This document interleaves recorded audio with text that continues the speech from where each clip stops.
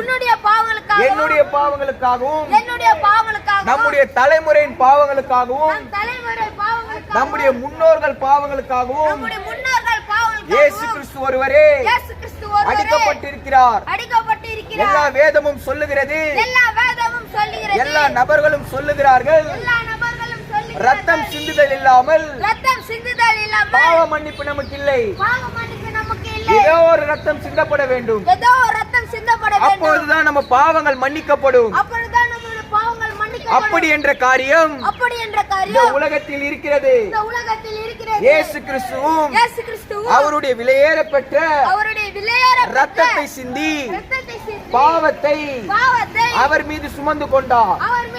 அவர் ஒரு பாவம் செய்யவில்லை. அவர் வாழ்ந்த நாட்களிலே மனிதர்களுக்கு நல்லதை போதித்தார். நல்ல வழியில் அவர்களை வழிகாட்டினார். பாவத்தை செய்யாதீர்கள், பாவத்தை நமக்கு மரணத்தை உண்டாக்கும் என்று இயேசு கிறிஸ்து தாம் வாழ்ந்த நாட்களில் சொல்லியிருக்கிறார். அதற்காகவே தன்னுடைய விலையேறப்பட்ட ஜீவனையும் இயேசு கிறிஸ்து மனிதனுக்காக கொடுத்தார். இன்றைக்கு இயேசுவை நாம் யார் என்று தெரியாத போல் அனுதினமும் பாவத்திலே உணர்ந்து கொண்டிருக்கிறோம். ஒரு நல்ல காரியம் செய்தால் நமக்கு நல்ல விதமான ஒரு பரிசு கிடைக்கும். ஒருத்தருக்கு நல்லது செய்தால் நாம் நல்லதை பெற்றுக் கொள்வோம். ஆனால் பாவத்தை செய்யும் பொழுது மரணம் என்று நமக்கு வரும். பாவத்தை ஒரு மனிதன் உச்சகட்டமாக செய்யும் பொழுது அவனுக்கு முடிவு என்னவென்றால் மரணமாக இருக்கிறது.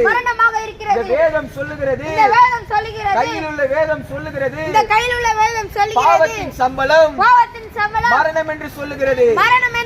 ஒருவன் பாவம் தான் செய்வேன், நான் பாவத்திலே உணர்ந்து கொண்டு போவேன் அப்படி சொல்வானானால் மரணம் அவனை வரவேற்க காத்திருக்கிறது. இயேசு உங்களை நேசிக்கிறார். அதற்காகவே தான் இந்த தெருவிலே வந்து இயேசுவை பற்றி அறிவிக்கிறோம். இது கடைசி காலம். நம்ம நியூஸ் சேனலை பார்த்தோம்னா, செய்திகளை வாசித்தோம்னா இதற்கு முன்னாடி அப்படிப்பட்ட செய்திகளை நாம் வாழ்நாளில் கேட்டிருக்க மாட்டோம். அவ்வளவு கொடூரமான செய்திகள், அவ்வளவு வருத்தமான செய்திகள் நம் காதிலே கேட்கிறோம். மறுபக்கம் நாட்டுக்கு நாடு விரோதமும் மக்களுக்கு மக்கள் விரோதமும் உலகத்தில் எழும்பிக் கொண்டிருக்கிறார்கள். ஒரு காலத்தில் நம்முடைய காலத்தில் ஆணும் பெண்ணும் திருமணம் செய்வது நம்முடைய கலாச்சாரமாக இருக்கிறது. ஆனால் இப்போது மாற்றாக பெண்ணும் திருமணம் செய்து கொள்கிறார்கள். ஆணுமானும் திருமணம் செய்து கொள்கிறார்கள். இதெல்லாம் அழிவுக்கு காரணம். இயேசு சீக்கிரமா வருகிறார். நம் பாவங்களை விட்டு மனம் திரும்ப வேண்டும். இயேசு உங்களை நேசிக்கிறார். இயேசு உங்களை ஆசீர்வதிப்பார். ஆமென்.